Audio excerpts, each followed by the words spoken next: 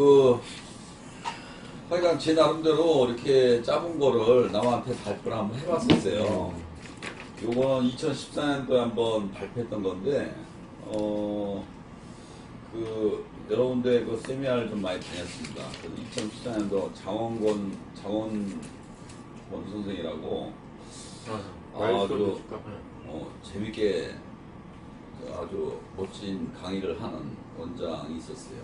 그래서 한번 그 원장 앞에서 강의를 했더니 몇 가지 코치를 해주더라고요.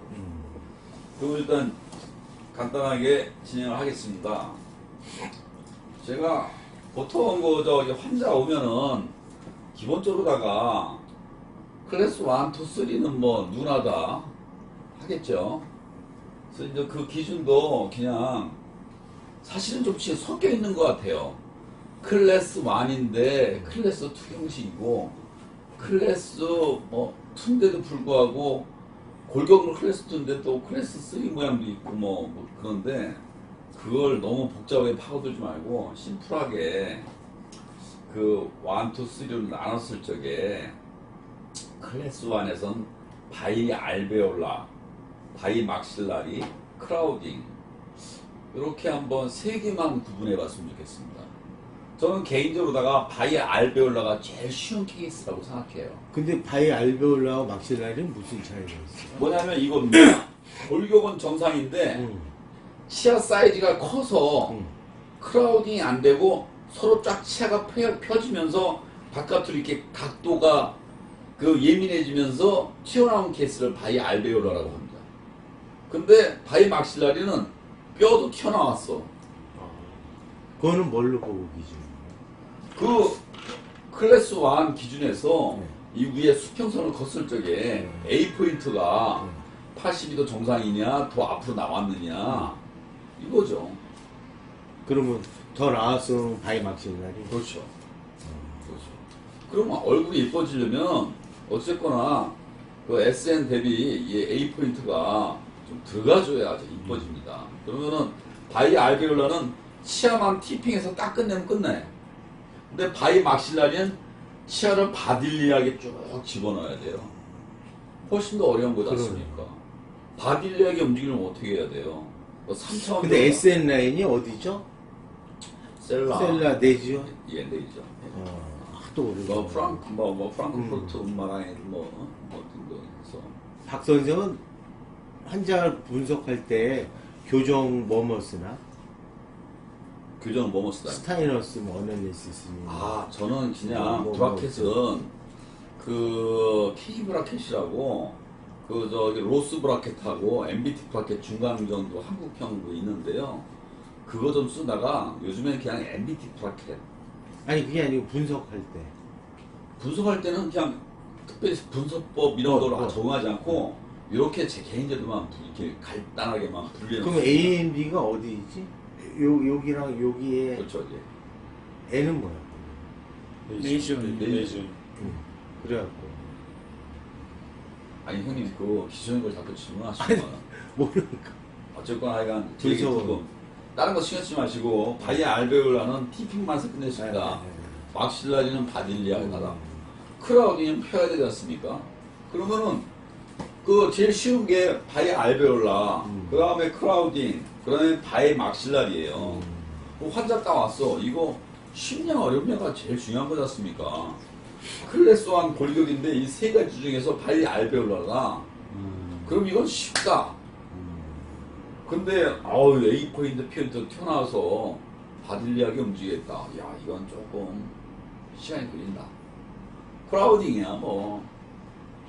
그래서 클래스 1에 바이 알베올라가 크라우딩 케이스는 쉬운 케이스니까 그걸 적극적으로 다 대시해서 해야 되고 바이 막실라리가 의외로 어렵습니다. 바이 막실라리가 집어넣는데 뼈는 안 들어가고 우두투투하고 나중에 뼈도 다듬어줘야 되고 이렇게 잘못 집어넣으면 이렇게 옹니 스타일로다가 티핑이 돼가지고 그래서 저는 바이 막실라리는 항상 상하게도 스크류 심어가지고 상하로 당기면서 뒤로 다 당겨요. 그러다 보면 스크류도 많이 쓰고 스크류 심다 보면 환자도 스트레스 받고서 바이 막실라리가 손이 많이 가고 조심해야 된다. 그래서 이런 거를 조금 이렇게 개념을 잡고 있어야 된다고 생각해요. 이건 전문의라면 금방 다 알지만 우리는 항상 맨날 잊어버려. 아우 쉬운 줄 알고 시작했다가 나중에 옹니의 스타일 만들고 막 그 다음부터 막 스크류 심어서 올리고 막 그 딥바이트가 해결 안 돼가지고 막 머리 아프고 이거를 구분을 확실히 해놓고 어렵다 쉽다를 방점을 찍어야 됩니다. 두 번째는 클래스 2예요. 클래스 2가 뭐가 문제냐면 클래스 2에 거미 스마일도 많고 하이앵글 근데 이제 강의를 많이 듣다 보면 왜 하이앵글이 생겼을까라고 막 그렇게 강의하는 선생님 들어보면 대부분의 클래스 2 환자는 TMJ가 문제가 있어가지고 이쪽 바디가 성장이 더뎌가지고 이게 짧기 때문에 하악이 떨어지면서 하이앵글이 되고 또 하나는 하악이 떨어지니까 상악도 덩달아 뼈가 내려가지고 거미 스마일이 되고 그리고 상악이 협소한 경우가 있습니다. 클래스 2 환자 딱 왔으면 항상 상악이 협소해져가지고 상악이 협소해지면 어떻게 됩니까? 커스프가 안으로 두면서 커스프가 안 두면 하악이 아래로 떨어질 수밖에 없어요. 그래서 골격은 A타입인데도 불구하고 아주 뭐 클래스 1인데도 불구하고 상악이 협소해지면서 하악이 떨어지면서 클래스 2 모양으로 된 경우가 많습니다. 그때는 상악을 먼저 확장을 해줘야 돼요. 근데 익스펜션 나이는 없어요. 나이는 발견되는 즉시 해줘야 돼요. 애가 어렸을 때 왔다. 20살 그러면은 넘어가면 되나? 이걸 빨아서 협소해진 경우도 있고 구호흡을 해가지고 협소해진 경우도 있고 그러니까는 이 클래스 2부터는 좀 이게 고민할 게 많은 거예요. 그래서 아니 그 나이 상관은 없어요. 나이 상관없어. 애가 서른 클래스 대도 2가 왔다. 그러면 익스펜션을 할 수 있고. 딱 인상 써서 상악이 협소해졌나 그걸 봐가지고 상악을 확장해줘야 돼요. 그래서 그러면 저는- 성인인 경우에는 좀 한계는 없나? 익스펜션 한게 없습니다. 없어요. 이제는 없어요. 그럼- 이제는 뭐 스크류 박아가지고 막 하면 다 벌어집니다. 스크를 어디에 박는 데 버리지? 그냥 이스펜션 장치에다가 RP에다가 또 좀 막 이렇게 후크 만들어가지고 스크류 박아서 뭐 하여간 세미나 가보면 이제는 그거 이제 거의 뭐 나이 차이 없이 할 수 있다고 생각합니다. 하여간 저희가 알아야 되는 것은 그 다음에 이제 클래스 3는 어차피 턱이 나왔는데 이게 수술해야 되느냐 안 해야 되느냐 먼저 결정해 줘야 돼요. 딱 봐가지고 모양이 너무 있으면은 손을 딱 띄고 수술하세요 딱 권하는 게 좋습니다. 그래서 비발치료다 하겠다. 클래스 3도 마찬가지입니다. 대부분이 상악이 협소해진 경우가 많아요. 하악이 크게 돼서 나가니까 상악이 되려 협소해진 경우가 많으니까는 수술 안 하고 한다면은 그래도 상악을 확장해 줘야 된다. 그래서 이런 거를 염두에 두고 환자를 봐야지 쉬운 줄 알고 막 그냥 했는데 상악 확장 안 하고 교정해보면 나중에 결국 해결이 안 돼요. 그래서 1, 2, 3 해서 꼭 기억해야 될 것만 제가 여기다 써놓은 겁니다. 그럼 환자 올 때마다 나는 이걸 다시 열어가지고 다시 한번 쭉 봐. 내가 이 환자를 보는데 놓친 거 없나. 그래서 일단 이런 매뉴얼을 만들어 놓은 거예요. 저를 위해서 만들어 놓은 거예요. 근데 그 옛날에 C3 일라스틱 같은 거 썼잖아요. 그건 예. 별로 효과 없나? 있죠. 상하고 익스펜션 해줘야 돼 무조건. 상악을 하여간 빠서 상악이 협소하다 하면은 확장을 해주고 교정을 해야 되지 확장 안 하고 교정하면 이거 결국 교환 못 맞춥니다. 확정은 얼마까지 돼요? 여유 있게. 무한대? 여유 있게. 뭐냐면은 보통 되면 버칼 커스펜 나왔습니까? 여기 반 정도 더 확장했다가 릴레스 되게 더 확장했는데 티핑 됐기 때문에 릴레스 되면서 치아가 바로 씁니다. 그래서 예. 성인에는 뭘 줄었어요? 익스펜션 상하. 그냥 정도는 RP로 써요. RP. 리노버블 너무 환자가 막 리노버블은 안 뺐다 되지. 뺐다 열심히 안 하니까 그냥 확 붙여놓고 그냥 일주일에 2번 오라 해가지고 아무런 전화해서 오라 해가지고 확 그냥 불려요. 막 여기 뼈가 부러져서 막 튀어나오는 경우도 있는데 다 잘 아뭅니다. 걱정 하나도 안 해요. 자 넘어가겠습니다. 저 질문 지금. 그 형님이 말씀하신 C 클래스 1, 2, 3 지금 덴탈을 말씀하시는 건가요? 스켈레탈 말씀하시는 거예요? 스켈레탈이면 바이막실리면은 사실은 뼈가 튀어나온 거잖아요. 위아래로. 그러면 사실은 딱 떠오르는 게 돌출을 생각을 할 것 같은데 그러면은 이게 스켈레탈 클래스 1이면 바이 막실라리라는 게 사실 저는 잘 이해가 안 가지. 안 가요. 왜냐면 그게 좀 더 이제 깊이 설명하면 또 분류가 많아지는데 이 바이 막실라리라는 게 어찌 보면 SNA, SNB 따지면은 그게 저기 클래스 1이 아니에요. 또 그게 이제 AB가 동시에 튀어나오면은 그거는 사실은 클래스 네, 예. 클래스 3인데 상악도 자라가지고 바이 막실라리라는 케이스도 있고. 그러면 지금 말씀하신 저 스켈레탈이라는 거는 AMB 기준으로 그냥 그래서 AMB 기준으로 다 네. 심하지 않은 범위 내에서 내가 아까 했잖아. 클래스 1인데 클래스 3 스타일도 있고. 예를 들어 바이 막실라리는 하악이 튀어나왔는데 상악이 그래도 따라와줘서 바이 막실라리가 된 케이스 있어. 이거를 갖다가 클래스 1이라고 하면 안 되지. 근데 AMB 4도까지는 클래스 1이다라고 다 그냥 몽창 집어넣고 복잡하게 생각 안 하려고 해놓은 거야.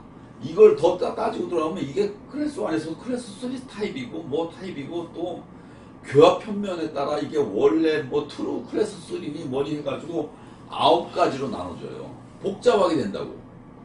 그러니까는 발치 아홉- 비발치는 뭘로 결정해요? 그건 나중에 설명할게요. 그리고 C3에서는 발치 안 하나? 저는 C3는 무조건 발치를 안 하고 할 수 있는 경우만 손대고 발치한다면 차라리 그건 수술 케이스예요. 왜?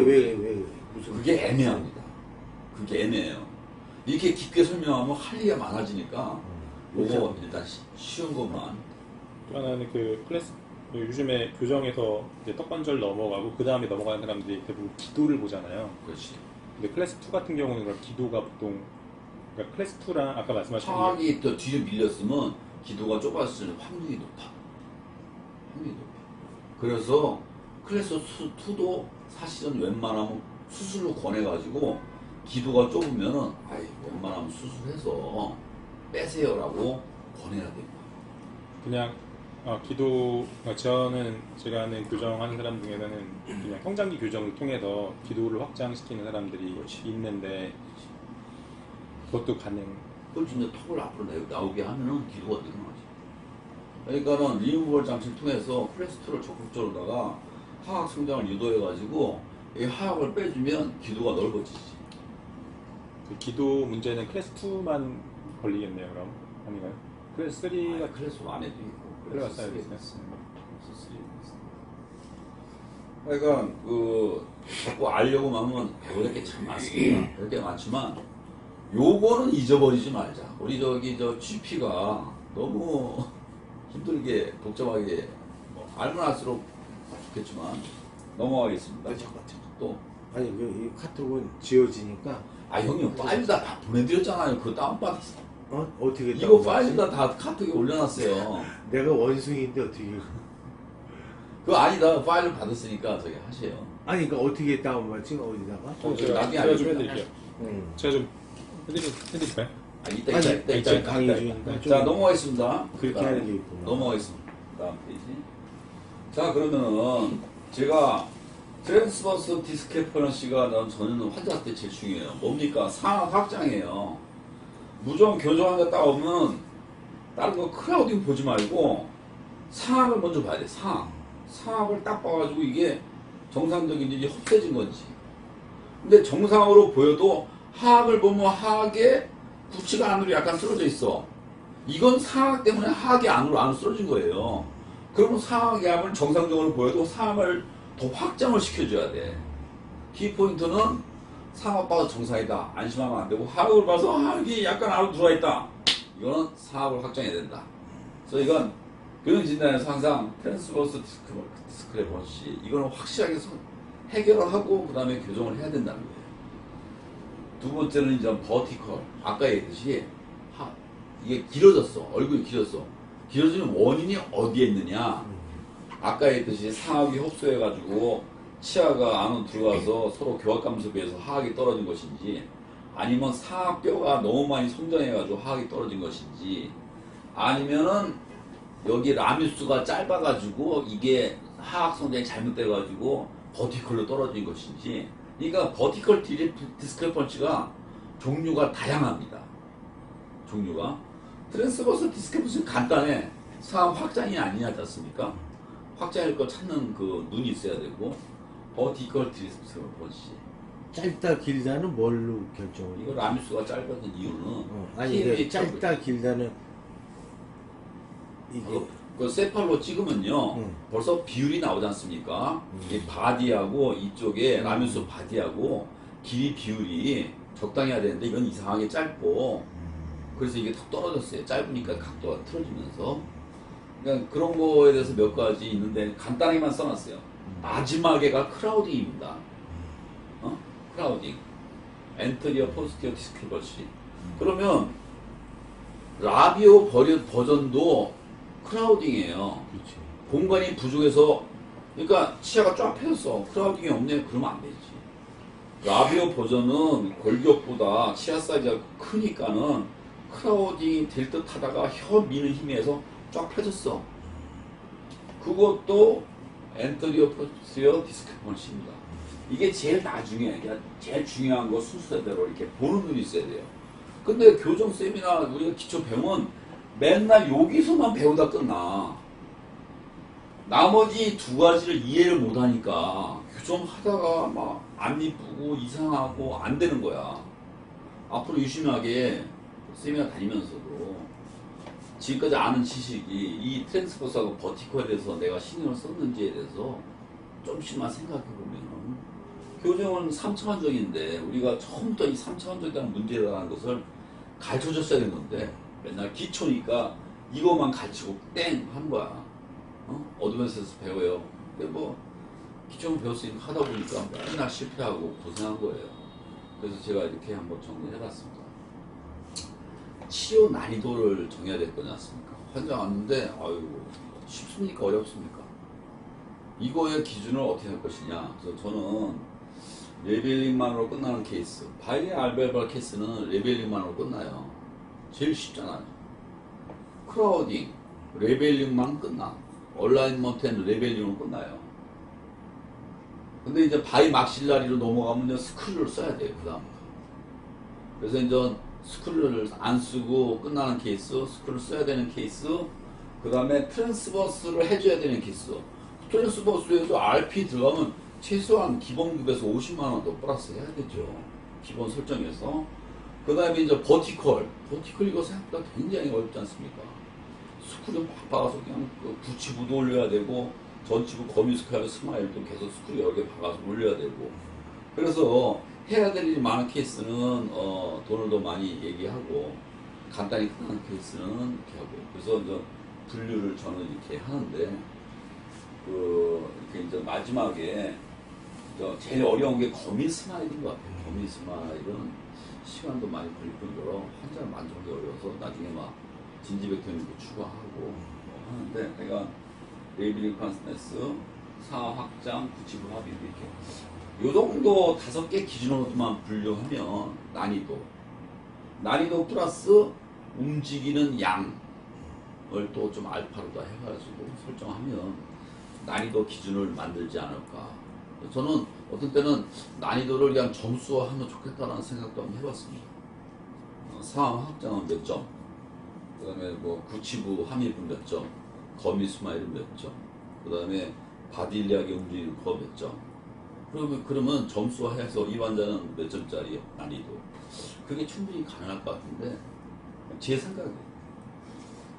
자, 질문 없으면 넘어갈게요. 그래서 이제 치료를 하기 전에 저 치료 목표가 좀 있어야 될 것 같아요. 치료 목표. 환자 왔으면은 저는 세팔로를 딱 찍으면 세팔로의 치아 있는 부분은 까맣게 색칠합니다. 그러면 이 사람이 골격이 보이잖아요. 그러면 그 사람한테 전치부를 어디다 설정하면 이 얼굴이 이뻐질까. 그래서 그 기준으로다가 하는데, 대충 치료 목표를 여기 에스테틱 라인 있죠. 에스테틱 라인에서 딱 이렇게 호니움하고 코끝하고 선을 그어서 상하게 입술이 이렇게 여기 약간 닿고 하악은 약간만 나오고, 그거를 그림을 그린 다음에 원래 세팔로 사진인 소프트 티슈보다 몇 미리가 들어가는가, 그래서 소프트 티슈가 만약에 한 3mm가 들어갔다. 그러면 치아는 그거에 그 치아를요, 그 3mm 후방시키면 소프트 티슈는 3분의 2가 따라온다고 합니다. 그러면 소프트 티슈 3mm를 후방을 시키려면 치아는 4.5mm 정도를 후방을 시켜야 돼요. 과장돼서 얘기한 겁니다.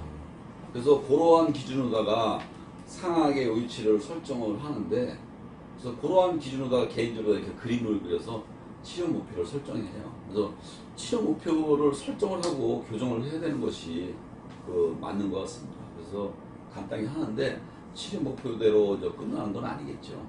어쨌거나 치료 목표는 이렇게 하는데 AP 라인에 소프트 티슈에 움직이는 양을 그 치아의 전치부에 움직이는 양의 3분의 2다라고 설정하에 상악의 전체 위치를 얼마큼 집어넣어야 될 것인가, 그렇게 한번 생각을 합니다. 이거는 논란이 많은 얘기고 또 갇힌 사람마다 막 의견이 다양해요.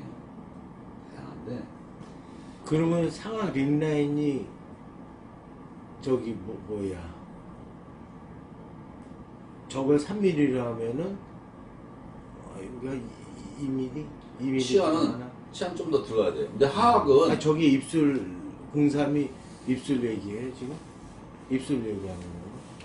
하악 전체 인사이드 팁 위치 기준? 그렇죠. 이거는 하드 티슈 기준이죠. 하드 티슈 기준인데, 근데 이제 하악 치아를 들어간 만치 소프트 티슈가 따라 들어간답니다. 만약에 하악 치아가 3mm 들어갔다, 그러면 소프트 티슈도 따라서 3mm가 들어간대요. 그러니까는 환자의 세파로를 놓고 원래 소프트 티슈를 그리고 그 콧끝과 포니까지 선을 그은 다음에 원래 에스테틱 기준으로 다시 한번 그림을 그려서 원래 소프트 티슈가 몇 미리가 들어가야지 이뻐진다 라는 기준으로다 역으로다가 이제 하드 티슈에다 적용하는 거죠. 근데 이거는 저의 개인적인 의견이니까 또 각자 갖고 있는 생각으로다가 다시 한번 책도 듣고 주변에 문의해서 다시 한번 정리하십시오. 제 얘기가 정답인 건 아니니까. 신민서는 하악 전체 기준으로 해요? 신민서는 일단은 이거 하악 소프트 기준 신경 써야겠죠. 하악이 이제 기준인데, 하악이 기준인데 하악에 따라서 또 상악이 따라가는 거니까. 어차피 하악 전체가 위치가 설정이 돼야 상악 전체를 집어넣죠. 상악 전체를 많이 집어넣고 싶다, 그러면 하악이 많이 들어가줘야 되지 않습니까? 그래서 상악의 소프트 티슈는 다 안 따라오고 하악은 다 따라온다. 그렇게 가정하에 치료 목표의 소프트 티슈를 설정을 할 수가 있다는 거죠. 이해하시죠? 그러면은 좀 다음으로 넘어가겠습니다. 이제 아까 이제 설명한 거, 이제는 뭐냐, 이제는 치료 기준이 하악은 대부분 티핑이에요. 티핑. 상악은 대부분이 이제 컨트롤도 티핑 내지는 바딜리 무브먼트. 바이 막실라리 같은 경우는 바딜리 무브먼트 해야 되겠죠. 그러나 바이 알베올라의 경우는 대부분이 컨트롤도 티핑이나 티핑 정도로 다 해서 규정치료를 할 수가 있는데, 하악은 티핑이지만 상악은 어느 정도 약간 컨트롤도 티핑이에요. 그래서 상악과 하악의 전치에 움직이는 기준이 조금 다릅니다. 그래서 하악 같은 경우는 굳이 렉타 안 쓰고 라운드 아이로서 적당하게 티핑하면서 유도하고, 상악은 처음부터 렉타로 써가지고 컨트롤도 티핑을 해줘야 된다는 그런 생각입니다. 다음, 이건 좀 아까 치료 목표 설정한 방법인데, VOT가 무슨 말이에요? 비주얼 목적이죠. 그러니까 치료의 목표, 오브젝트. 이거는 2009년 데이몬의 박창석 원장님이 자기가 조기 치료하는데 신경 쓰는 거를 한번 강의를 했는데 내용이 좋아가지고 써놨습니다. 뭐냐면 1급 부정교합이다. 그러면은 전치부 크라우닝이 발생할 것인가, 이 기준을 하악에 1번 나오고 상악에 1번 나왔을 적에 크라우딩이 예상되면 맹출 공간 부족 시 그때부터 브라켓 붙여가지고 적극적으로 치료한다라고 하는데, 그냥 개념이 좋아서 그냥 알고 있어야 되겠다는 생각 써놓고, E급 부정기업에서는 이 사람도 항상 트랜스버스 프로그램은 먼저 봐야 된다. 강조해서 그 기능적 악규정 장치, 아까 얘기한 클래스도 적극적으로다가 리몰버 장치를 이용해가지고 뭐 여러 가지 화학이 이렇게 성장 유도해서 상황을 개선해준다. 상급 부정교합에서는 뭐 페이스 마스크나 뭐 프람캡, G캡 등을 뭐 적극적으로 쓴다는데 저는 개인적으로 G캡이나 페이스 마스크는 안 쓰고 그냥 프람캡 리무버블 어플라이언스를 주로 필요하면 적극적으로 그럼 이 사용하고. 상급의 차이가 없는 거 아닌가?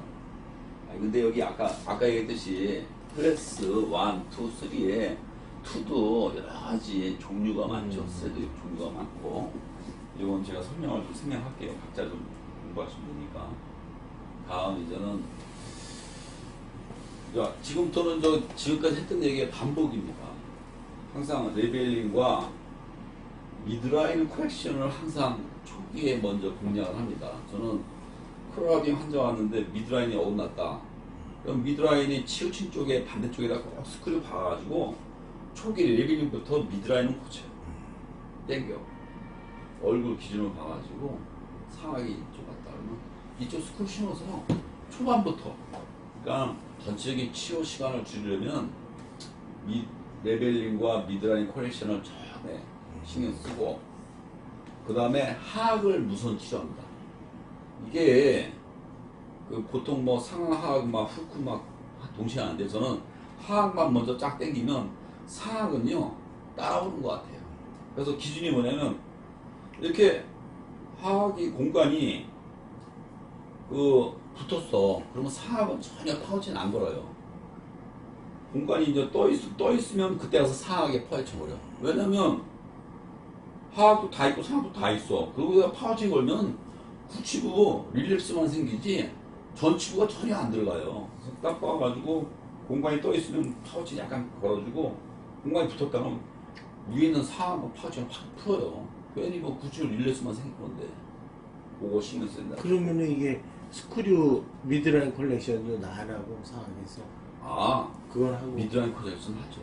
하고 동시에 하고 이거 하고 그럼 발치 위아래 같은 케이스에서 그럴 때 일단 하악을 먼저 발치는 먼저 하죠. 그렇죠. 그리고 커버 스피 해결하고 그렇죠. 그 다음에 같이 넣나? 하악을 먼저 넣으면 그러니까 커브 스피드 이제 그 제가 있지 않습니까? 커브 스피는 어느 레벨링 된 다음에 리버스 나이타이를 통해서 그 적극적으로 다 커브 스피드 해결해 줘야 됩니다. 커브 스피드 그대로 두고 뭐 티핑 한다거나 뭐 땡기면은 더 악화되니까 그럼 렉트 리버스 나이타이 주로 써요? 라운드 좀더 라운드 라운드가 먹나 힘을? 라운드 먹는데 근데 그냥 플레인 아치 와이어 껴서 오래되면 펴지잖아. 근데요 적극적으로 다 라운드로 리버스로 껴주는 게 좋은 것 같습니다. 커버 스피드 심한 근데 상악이 이렇게 내려와 있잖아요. 근데 그거 상관없는 상관없지. 하악만 펴주면 하악만 펴주면 상악은 하악에 맞춰가지고 자동적으로 자동적으로 돼 적응을 합니다. 근데 엑스레이에서는 이렇게 돼 있는데 상악은 뭐 커브 스피드 문제가 안 돼요. 하악만 펴주면 교합이 조절이 된다고? 애들이라 그런 거 아니에요? 아니요 전혀. 저는 그냥 하악만 신경 써서 상악은 웬만하면 신경 안 씁니다. 웬만하면 저 손을 이렇게 안 돼요. 인테그레이션 돼 있어서 하악만 아니요 안 전혀 되는 안 거 돼요. 교정주의는 뭐 일단 발치는 먼저 하죠. 그래서 이제 하악의 커버 스피드 먼저 해결하고 그러고 나서 견치 후방 전치부 총생 해결하고 상악 전치부 아까 말씀드렸듯이 상악과 하악과 다 있다. 그러면 상악에는 뭐 파우치 이런 거 안 합니다. 그 다음에 이제는 어느 정도 클로즈가 되면 적절한 시기에 상악이나 하악에 파우치를 한번 쫙 돌려줘요. 그러면 쫙 클로즈가 되는데 그때는 이제는 최소한 016 바이 02 나이타이까지 가는 경우 아니면 018 나이타이에서 해주는 거죠. 파우치는 뭐 약한 걸로 강한 거 말고 나중에 이제 위아래 엘라스틱을 또 나중에 걸어줍니다. 봐가지고 안 되는 거죠. 근데 어떨 땐 나이타이 쓰고 어떨 땐 SS 쓰고 그런 기준이 있어요. 그 이제는 그 K9을 땡긴다. 그러면 이제는 어느 정도 SS 배트를 해야 되는 거죠.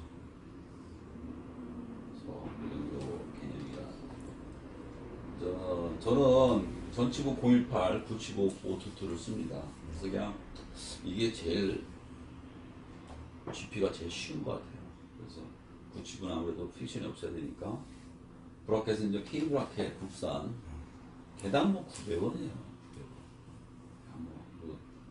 요즘엔 뭐 브라켓 너무 싸서 근데 저거는 어떤 프리스크립션 쓰나?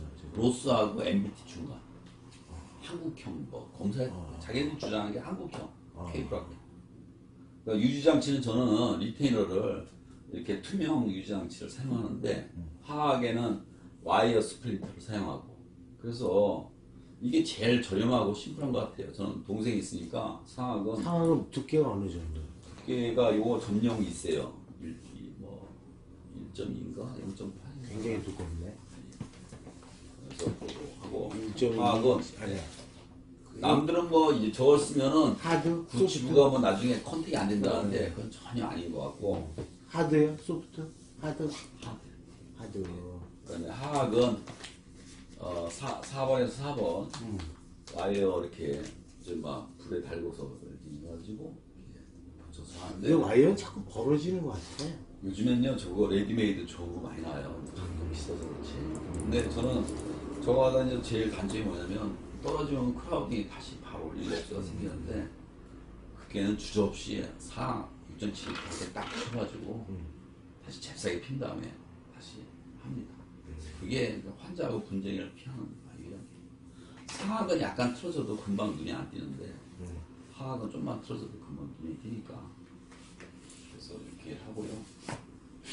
네, 제가 했던 여러 가지 케이스 중에서 간단하게 지금 설명하는 방식으로다가 한번 보여드리겠습니다. 클래스 1에 아까 했듯이 바이 알베올라 프로트루전 이거는요 스크류도 안 쓰고 그냥 라운드 와이어로만 그리고 상하하게 티핑으로만 끝난 케이스입니다. 그냥 그리고 또 하나는 와이어만 걸어놓고 이런 케이스는 과감하게 석 달 뒤에 오세요 하세요. 그러면 석 달 뒤에 왔으면요 발치하고 이 바이 알베올라 케이스는 그냥 확 좋아져요. 3개월이나 뭐 심지어는 뭐 5개월 뒤에 오세요. 걱정하지 마시고 떨어지지 않나 장치가. 그러면 그냥 확 펴진 걸 볼 수가 있어요. 근데 저 질문인데 그 첫 번째 맨 왼쪽 스테팔로는 약간 아까 거기가 이거 아니 이건 약간 아니 저 사진 아니 이 전 거 같은데 그래서 이게 이번 빼기 한 거지 빼기. 화살표 뒤. 그래도 뒤로 돌리 이거 여기 하이앵글 같아 보이는데 아닌가요? 약간 하얀이래요. 근데 하이앵글인데 이게 그냥 바이 알베올라 발치하고 나서 하이 앵글이니까 발치 케이스지. 네. 하이 앵글이면 발치하면 약간 이렇게 979 함임이나 이런 게 안 했는데 그냥 발치하고 안 나도 했지. 했는데도 이게 약간 돌아가면서 그렇지. 만약에 979 함입이 케이스를 왜 해주냐면 거미 스마일일 경우에는 979를 함입을 해줘야 거미 스마일이 좀 해결돼요. 근데 이 경우는 뭐 자연스럽게 그러니까 아까 했듯이 클래스 1에도 모든 요소가 조금씩 섞여 있어요. 근데 이제 그게 손을 대줘야 되는 범위냐 아니냐 이거죠.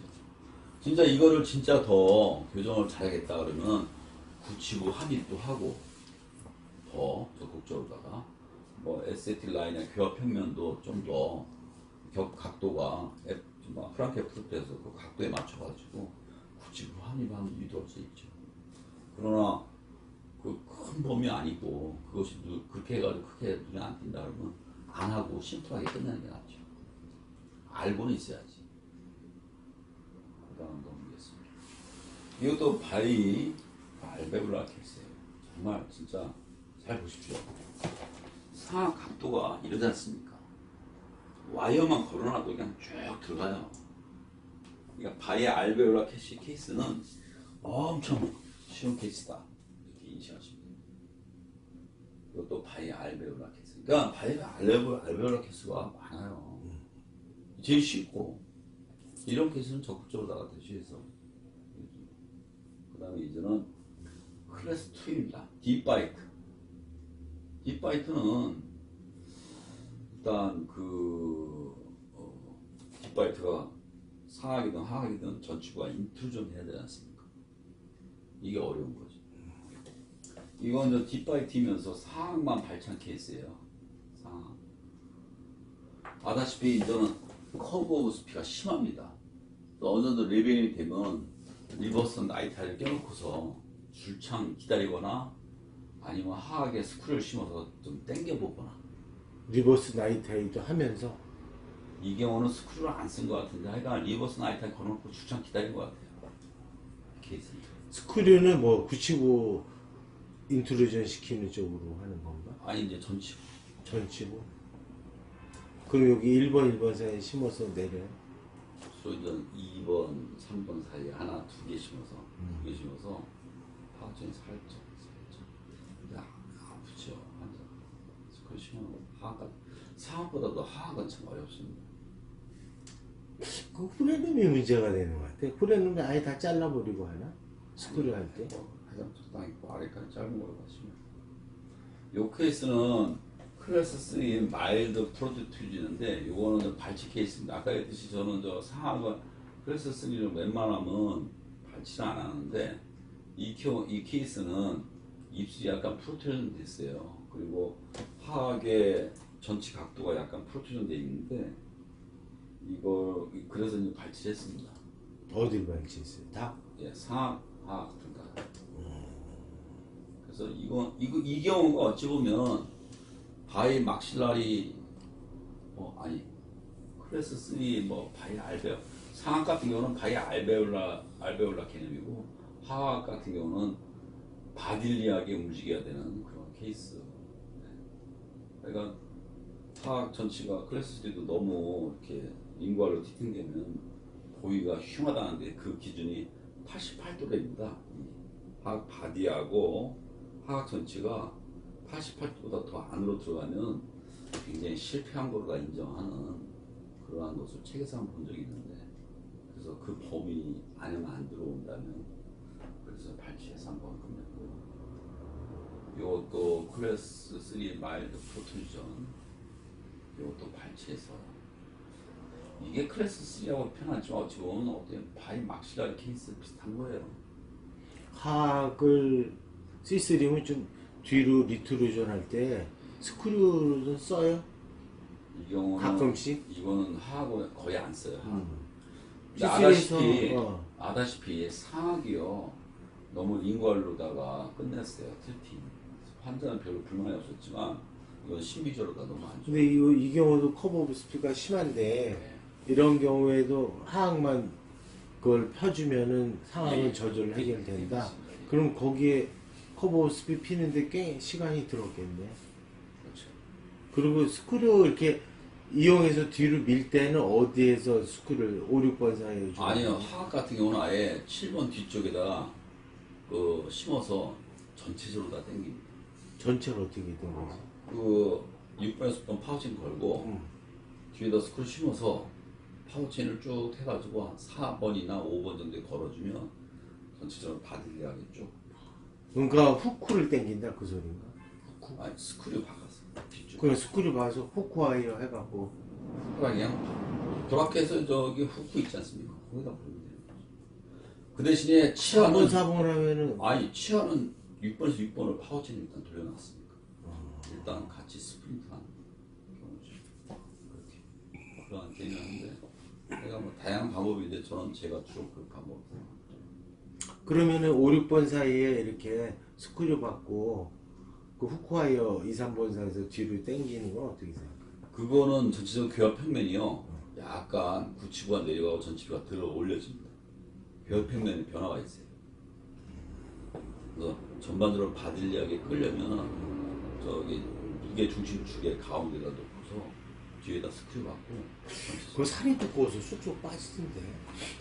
아 이쪽이요 가만히 제껴보면은 아예 거기 부위가 알베올라 헤드 부위가 딱딱한 부위가 있어요. 스크류 긴 거로 해가지고 레트로올라 예, 패드 부위가 예, 거기에 3분의 1만 스크류 박히면 아주 잘 안 빠집니다. 그거 당기는 것도 쉬운 게 아니에요. 어떻게 걸고 옆에서 걸어서 아 당겨? 그거는 스크류가 사이에 묻히기 때문에 굵고 리가쳐야 이러다가 스크류에다가 해서 당겨가지고 거기서 이렇게 후크를 만들어가지고 바깥으로 빼놔요. 거기다 파워치는 거 없어요. 조금 번거롭지. 여기 있습니다. 이제는 그 스크류 역학 5, 6번 사이에 올릴수록 전체 교합 벽면에 틸팅이 있습니다. 하악도 마찬가지고 스크류 역학을 틸팅 있다는 게 무슨 말이죠? 교합 벽면이 이렇게 당기면 이렇게 바뀌어요. 위로 올릴수록 상악 같은 경우는 하악이 떨어지고 부치부가 올라가고 그래서 전반적으로 당길 적에 하악이 떨어지는 방지하려면 상악의 전치부에다 스크류 하나 심어서 좀 보상을 좀 해줘야 돼요. 그리고 상하게 위에 부분에 심으면은 여기 나오지 않습니까? 이게 딥바이트예요. 5번, 6번 사이 당기는데 이게 전부 다 교합형이 떨어지지 않습니까? 네. 전치부도 하나 심어서 들어 올려줘서 삼각형으로다가 당기면서 들어 올려주면서 바질리하게 가는 거예요. 이렇게 세 개 넣어서 이게 이제 바이 막실라리가 어려운 이유가 스크류를 이용할 뿐더러 전치부도 신경 써야 된다는 거, 딥바이트를 막기 위해서. 그래서 의외로 좀 신경 써야 되는 부분이 많기 때문에 바이 막실라리가 어려운 것 같습니다. 그다음 바이 막실라리 케이스. 이 경우도 이제는 크라운이 심해서 뭐 오픈 바이트에서 쉽게 생각했는데 하다 보니까 바이트가 깊어지는 거야. 그래서 어쩔 수 없이 그 전치부도 스크류 심고 부치부도 해서 당겨서 끝난 케이스입니다.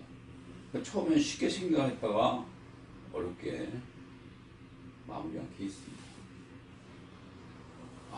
이 환자는 진료가 빨리 끝나는데 이 환자가 좀 황당했어.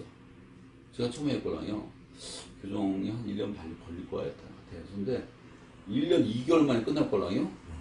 빨리 끝났으니까 깎아달라는 거야. 그래서 내가 안 된다고 별 사람 다 있지 진짜. 학교 선생이었었는데. 진짜 황당하지. 학교 수학 선생이었었는데. 수학 선생님이 고맙다고 말 못하고. 머리 그렇게 굴리더라고. 내가 진짜 황당했어요.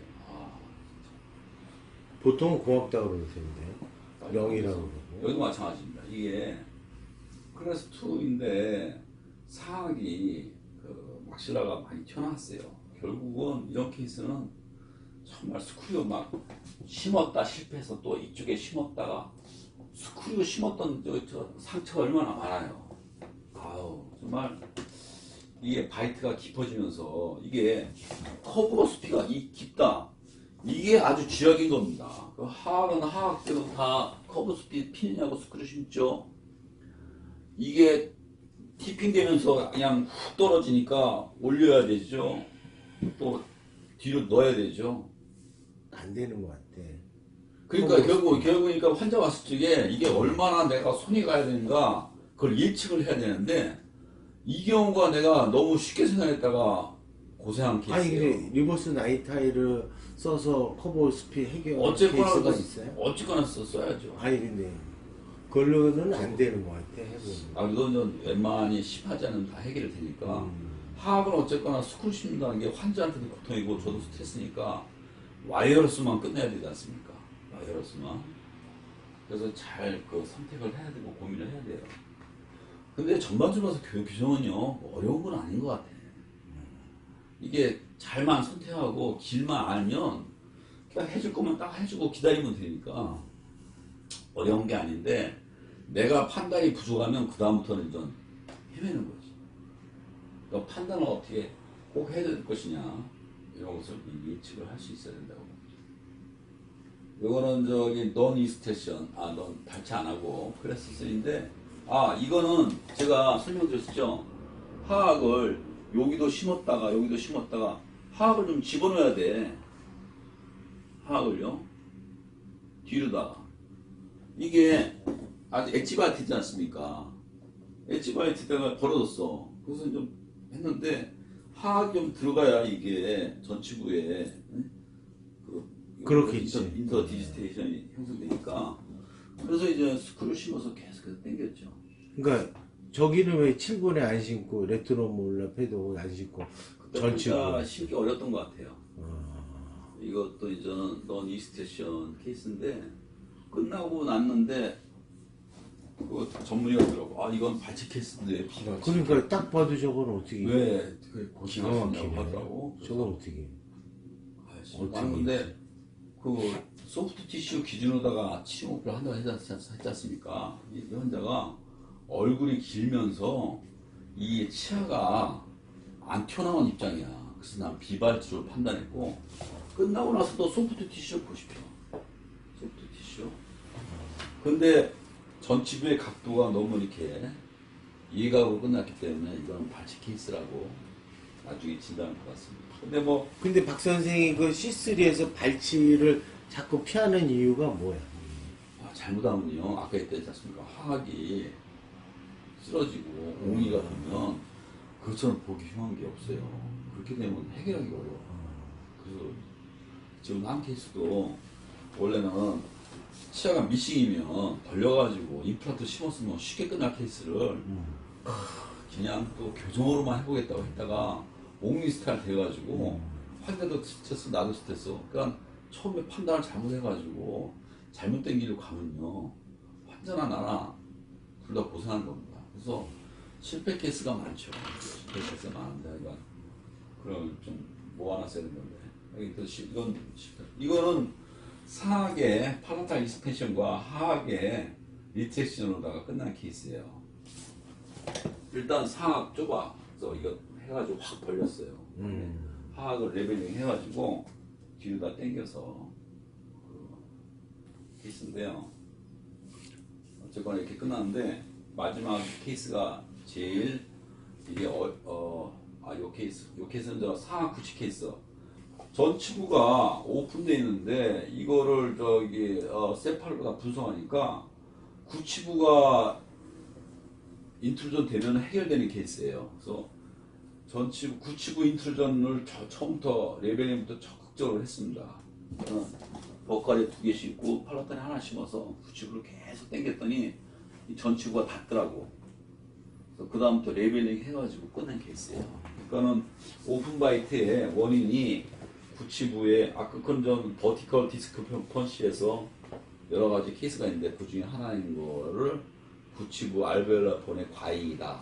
그래서 구치부 함입을 제일 신경 써서 한 케이스입니다.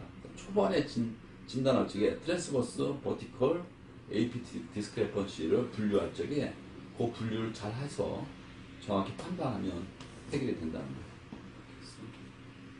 그래서 요 케이스는 제가 시간이 제일 많이 걸리고 한 케이스인데, 자 보세요. 거미 스마일입니다.